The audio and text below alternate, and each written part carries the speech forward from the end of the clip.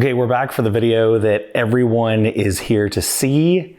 You put the name Criterion in any title, people are automatically going to want to stop by and see what you got going. So this is my order, my Criterion flash sale haul fall 2022.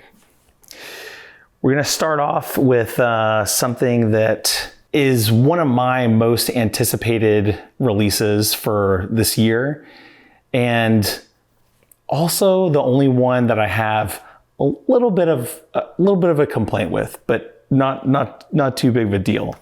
And that is David Lynch's Lost Highway. Not even going to try to explain to you what this is about. I'll just read this quick blurb. A mesmerizing meditation on the mysterious nature of identity, Lost Highway, David Lynch's seventh feature film, is one of the filmmaker's most potent cinematic dreamscapes. That's a good place to start. This film is wild and interesting and just endlessly rewatchable.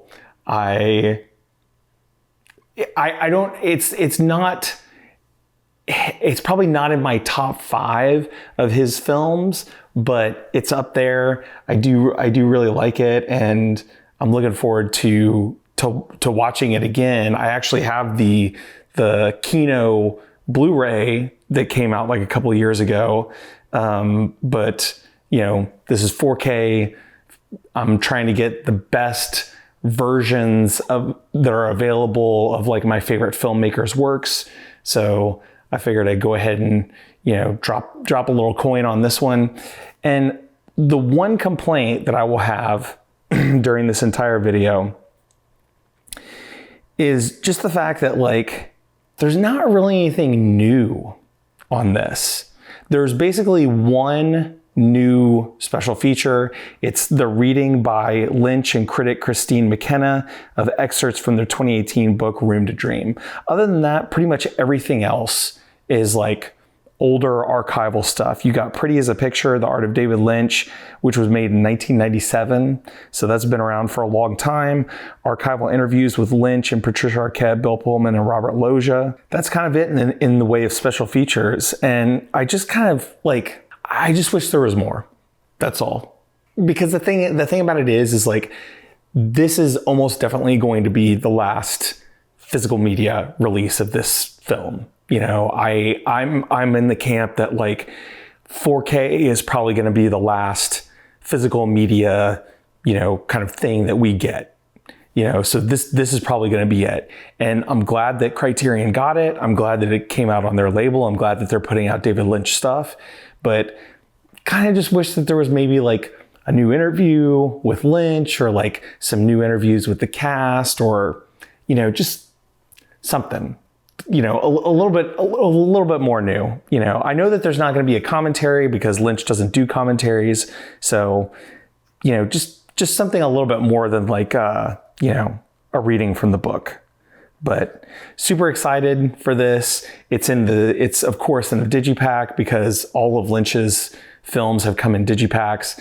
I'm assuming that that's his choice. I can't think of any other filmmaker right now who has like basically all their films on Criterion. Of course, I don't know that there are that many filmmakers who have like a large portion of their work out on Criterion, like in the way that Lynch does. So, yeah, Lost Highway, super excited about it.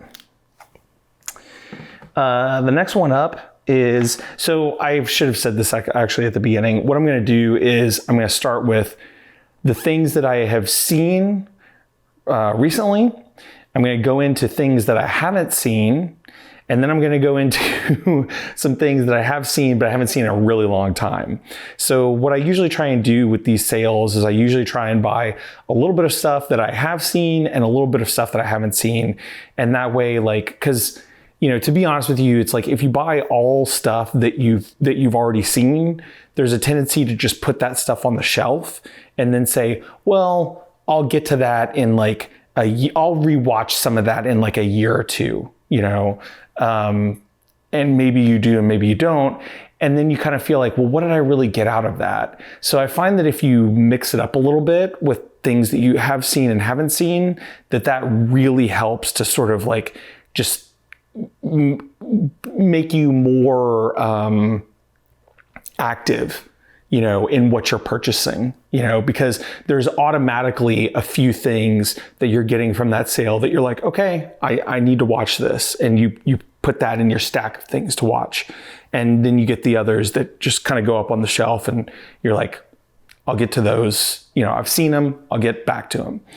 So the Lost Highway and this next film are the ones that I've seen and seen recently. And then we'll go into things that I have not seen yet. Next up is Sound of Metal 4K. I love this film. This is one of my favorite films of 2020. It came out in 2019, right? Or it was in festivals in 2019. And it was supposed to come out in like 2020 and COVID happened. I think it had come out for like a very short period of time and then COVID happened and it was like, you know, hopefully I'll be able to go back. So hopefully this is when we were all still thinking that COVID was going to be like a couple of weeks and everything would go back to normal. And I was like, okay, hopefully when COVID is over, like they'll re-release Sound of Metal and I'll be able to see it. When it became very clear that COVID was not going away, I decided to go ahead and realizing that they were not going to re-release this film, I bit the bullet and watched it on Amazon Prime. This is an Amazon Prime original, in case you don't know. And I just absolutely fell in love with it. Riz Ahmed is amazing in this. It is the story of one half of a band. He's a drummer and he very suddenly sort of loses his hearing. And the rest of the movie, I mean, this is within the first like 10, 15 minutes of the movie. The rest of the movie is like him coping with the loss of his hearing and having to basically having to like upend his entire life and figure out how to move forward from there. And it's just it's an incredible story. You know, I never thought, honestly, that there would be like a really good physical media release. I actually have this. I bought it last year, or it was either in 2020 or 2021. I bought an import Blu-ray that's just the film. That's all it is. And was so excited that I actually had a physical release of it. Just because, you know, I don't particularly like being a slave to, you know, streaming and like, oh, I love this film, but it's on Amazon Prime. And so I have to keep Amazon Prime for the rest of my life. So I have access to this, you know, and then obviously this year we've had the things with WB and HBO Max and Discovery Plus, where it's like movies are getting pulled off of their service without any warning. So when this came up, there was like a hair of disappointment because I had already bought the Blu-ray, but then when I found out that there were going to actually be special features, I was like, okay, I'm definitely getting that. And, you know, you have new conversation between Darius Marder and filmmaker Derek Cianfrance, who share a story credit on the film. Derek Cianfrance, and I'm probably mispronouncing that last name, he did Blue Velvet and Place Beyond the Pines, which are two favorite films of mine. New program about the film's sound featuring Martyr and sound editor Nicholas Becker. Music video for Abraham Martyr's song Green featuring outtakes from the film and a new introduction by Darius Martyr. And a couple of other like smaller things. And yeah, I'm psyched for this. I love this film. Check it out if you haven't. It genuinely is like, I fell hard for this one. So now we're going to get into stuff that I have not seen before. First one up is Robert Zemeckis' debut feature film, I Want to Hold Your Hand. Robert Zemeckis is one of my favorite filmmakers. I mean, Back to the Future, Forrest Gump, Castaway, I could go on and on, but like he is one of my favorite filmmakers. I have never seen this. I've to be honest with you, I've heard kind of mixed things from people that I trust, but it is a first film, so you go with it. But the basic gist of this story is it's about a group of friends who are in love with the Beatles back in the 1960s. And the Beatles have come to America. They're about to play Ed Sullivan. And this group of friends like goes to, the Ed Sullivan show and goes to like watch the Beatles perform this like historical, performance, and all the things that kind of like happen along the way, and how like personalities clash and, dreams clash and all this other kind of stuff. So I'm super excited about this because this and Used Cars are like two of the early films by Zemeckis that I have not watched yet. And I actually have Used Cars and I haven't watched it yet. So I might do like an early Zemeckis double feature. This also has The Lift and A Field of Honor, which was two of Zemeckis's early short films, along with some new interviews with Nancy Allen and Mark McClure, new conversation among Zemeckis, Bob Gale, and executive producer Steven Spielberg. That's another crazy thing about this. This is executive produced by Steven Spielberg, okay? First film, 1978, okay? This is, obviously pre-Back to the Future, you have Steven Spielberg, who at that time was definitely an ascendant star, right? But not quite the Spielberg of like what Spielberg of the 80s would become, the sort of like household name that he would become with like Indiana Jones, E.T., all those like huge 80s films. He had made Jaws at that point, which was like basically his breakout film. I mean, Duel was popular. That got him some notice. Sugarland Express, like good film, but I don't know that it really like moved the needle that much. But like at this point, he's done Jaws. He's done, I believe he's done Close Encounters of the Third Kind. So he is ascendant, but he's not, again, like he's not like the household name yet, but like, imagine like Steven Spielberg, and Robert Zemeckis and Bob Gale all at that point in time. That would be an interesting like moment to be in. Next up is the 4K of Carl Franklin's Devil in a Blue Dress. I've been wanting to see this for a very long time.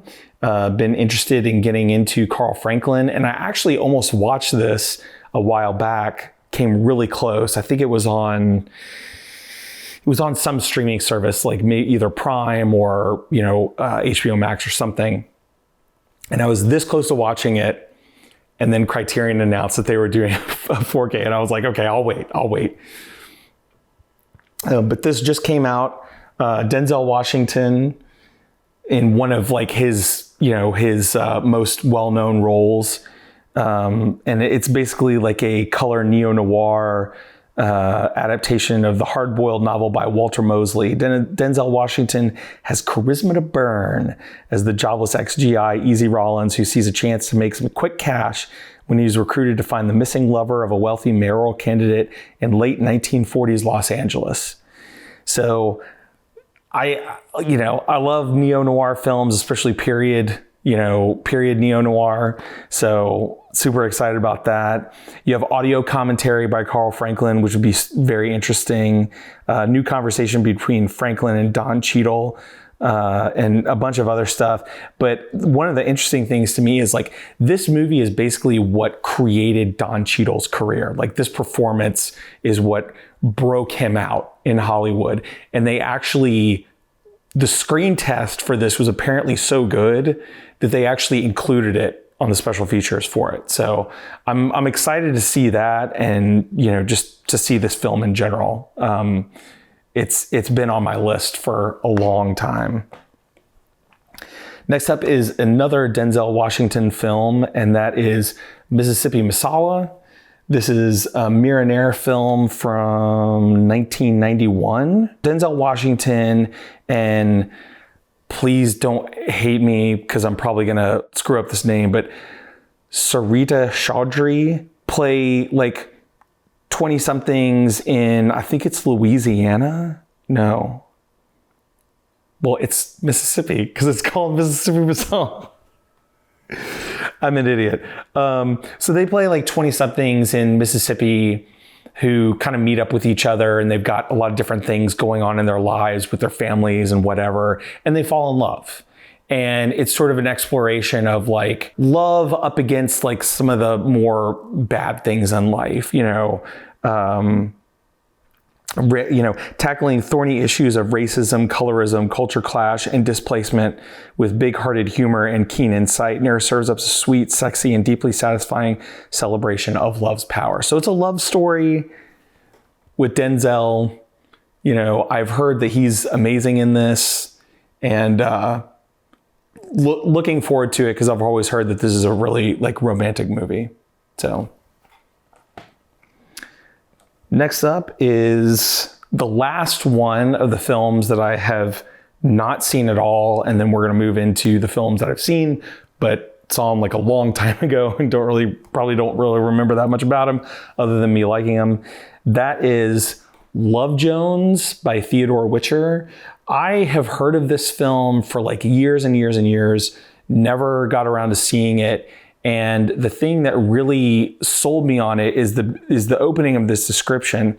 Steeped in the bohemian cool of Chicago's 1990s black creative scene, Love Jones, the smart, sexy, and stylish debut feature of writer-director Theodore Witcher, is a love story for anyone who has ever wondered, how do I know when I've found the one? That sold me. I'm all in. So it's got a few special features on it: audio commentary with Witcher, new interview with Witcher and film scholar Raquel Gates, interview with music scholars Mark Anthony Neal and Shauna L. Redman, panel discussion featuring Witcher and members of the cast and crew. So when they announced this, I was like, oh, I've heard of that movie. I remember hearing about that movie a lot, actually. It's 1997. So that was sort of like the very early days of me like being a teenager and like kind of getting into film and being interested in film. And I remember that like I would go to, back when there were still bookstores, I would go to like places like Books A Million, Borders, and I would like look at the film magazines, Film Independent. There was a bunch of them back then. And, I remember Love Jones, popping up a lot during that time. And just seeing it pop up again on Criterion when they announced it, and seeing like the stills and the description and stuff, I was like, I want to check that out. So I grabbed that. And next up is a 4K of something that I saw in film school and loved because it's an absolute classic, but have not seen since then. So it's been a while. And that is the 4K of Double Indemnity. The basic storyline of Double Indemnity is Fred McMurray, who's right here. He is an insurance salesman or insurance adjuster. I forget which one. He's in insurance, and he meets this blonde bombshell played by Barbara Stanwyck, falls in love with her, will do anything to be with her. She's all like, I'm married, we can't do anything until we can. And then they start to kind of, doing things. And then, Barbara Stanwyck is like, hey, you're in insurance. I've got this policy, with my husband that if he dies, I get all this money. So how do we off him without somebody like you figuring out that that's what we did? And the rest of the movie is basically them trying to figure out how to commit this crime and committing the crime and all of the aftermath that occurs from that. Billy Wilder, an amazing director. And this is like an absolute classic.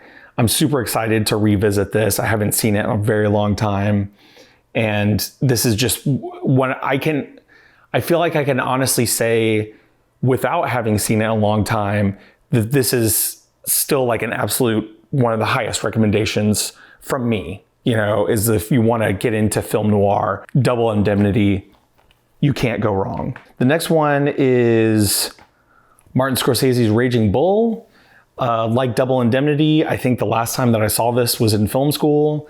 I still remember the like operatic, slow motion boxing scenes, the fights, the unbelievably gorgeous cinematography. Robert De Niro just beating the crap out of a lot of people. There's a lot of stuff in this that is just sort of like burned into my brain, even though, again, like I haven't seen it in a really long time.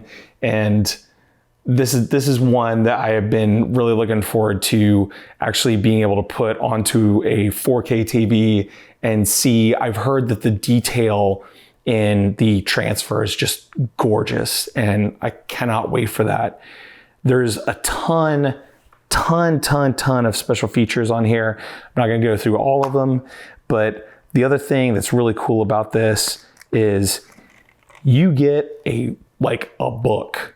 I mean, I feel like for a long time, like Criterion has been doing more sort of like pamphlets, and like pretty much all of these are sort of like pamphlets. It's like you get an essay and like, or maybe you get 2 essays or something like this. This is a freaking book. Like this is almost like Arrow, level. There's all kinds of stuff in this. Some absolutely stunning behind the scenes black and white photography. There's like one shot here where it's like, they've got the slate in and they're, they're about to start a take. And let's see, here's a great one with you kind of can't tell, unfortunately, because it's bent, but like there's a great one here with Pesci and De Niro going through a tunnel. I mean, just like this whole package is just so beautiful, just from like a purely aesthetic standpoint. There's this amazingly gorgeous black and white, photography in here. And I'm looking forward to reading the essays, and just like, this is it. Like this is a great package, genuinely, for a great film. And last but not least, this was on Video Archives, the Video Archives podcast recently. It's one that I saw in film school because I was getting into John Cassavetes at the time, just starting to get into him. And I don't remember whether I read this as a recommendation or whether somebody else, one of my fellow students, like recommended it to me, but somebody somewhere along the line was like, if you like John Cassavetes, you got to see Mikey and Nicky. Elaine May's film starring Peter Falk and John Cassavetes, the way that I remember it, okay? So I'll caveat it with that. The way that I remember it, this is the closest thing to a Cassavetes film made by somebody who's not Cassavetes. And part of it is because it has Peter Falk and John Cassavetes in it. I mean, when you watch this, it feels like something like Husbands, The basic storyline of this is that, Cassavetes plays Nicky, I believe. Yeah, Cassavetes plays Nicky, who has sort of like wronged the mob. He was in with the mob, but he's wronged them. And now they've sent somebody after him to, knock him off. And he goes to his friend, Mikey, who's played by Peter Falk. And he's like, you got to hide me. You got to get me out of here. They're coming after me, whatever. And Mikey is basically trying to, move him along. I'll just say that. He's trying to move him along. So I don't, I remember liking this at the time. Again, haven't watched it in a long time. So I'm really looking forward to watching this again, especially after the Video Archives podcast, because I really want to see like how it holds up for me. And also I'm just, looking forward to, for a long time, this was the only Elaine May film that I had ever seen. I watched A New Leaf last year. And so now I've seen like half of her work. So what I would like to do is go back and watch everything in order and just see like sort of her evolution as a director. She only made 4 films, but it would be interesting to see her evolution, from A New Leaf to, I think Ishtar was like her final film. Plus, like, to be honest with you, it's like, I know I'm going to sound like a huge fanboy saying this, but like every time I get to see a movie with John Cassavetes acting in it, and also Peter Falk, but every time I get to see a movie with John Cassavetes acting in it, it's just like, it warms my heart. I'm a big Cassavetes fan guy. So yeah, that's it for my Criterion fall flash sale haul. I'm curious if you've made it to the end of this video, because if you made it to the end, then you probably actually watch my videos on like a semi-regular basis, Frank. One thing that I've been seeing recently, and like Cinema Dave is like a really good example of this, is like I see people and they'll do sort of like a collection video where it's like they'll highlight a specific like boutique label and say like, okay, this is here's all of my Criterions. And they'll make a video where they go through all their Criterions or all their Kino Lorbers or all their imprints or all their Shout Factories or whatever. Is that something that anybody would be interested in?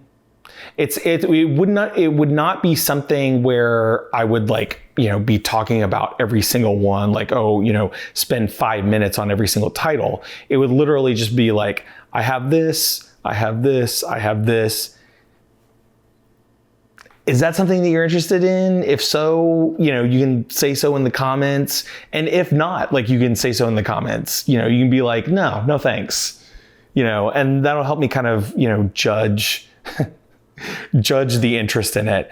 I got to be honest with you, dude. It's like I watch all of Cinema Dave's, all the ones that he does, where he's like, oh, here's all my indicators. I'm like, So it's like, I guess I'm just asking, like, is that anything that anybody would be interested in? If so, leave it in the comments. Other than that, you can like, share, subscribe, all that kind of stuff, and I will see you in the next one.